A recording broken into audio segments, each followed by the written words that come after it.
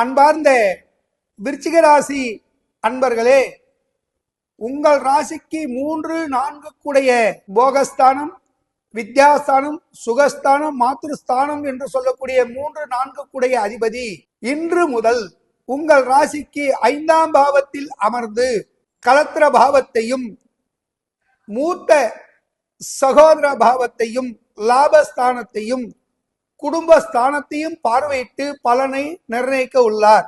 அடக்கம், அமைதி, பொறுமை இவைகளை கடைபிடித்தால் முன்னேற்றத்தை அடையலாம்.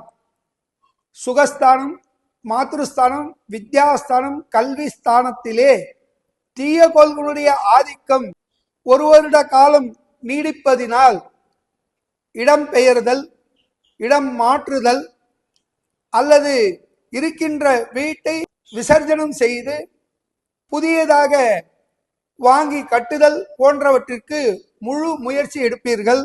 தொழில் ரீதியாக சற்று மாறுதல்கள் ஏற்படும். தொழில் ரீதியாக அதிக அலைச்சல்கள் ஏற்படும். மூதாதியர் மூலம் கிடைக்கக்கூடிய ஆதாயங்களில் மந்தமாக இருக்கும். உற்றார் உறவினர் உடன்பிறப்புகளிடம் வாக்குவாதங்களை தவிர்த்தல் குடும்ப முன்னேற்றத்துக்கு நன்மையை அளிக்கும்.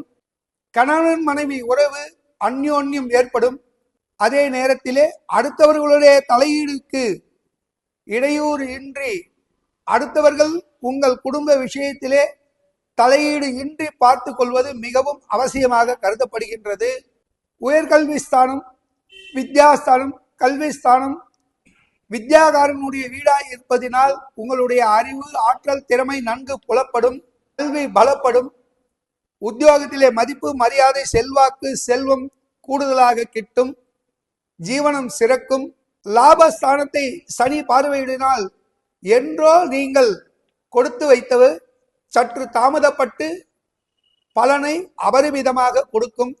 ஆகவே தனகாரகன் உங்கள் ராசியை பார்வையிடுவதனால் மேலும் உங்களுக்கு புகழ் சேரும். இந்த சனி பயிற்சி மூலம் உங்களுக்கு நற்பலன்களே அமைய உள்ளது.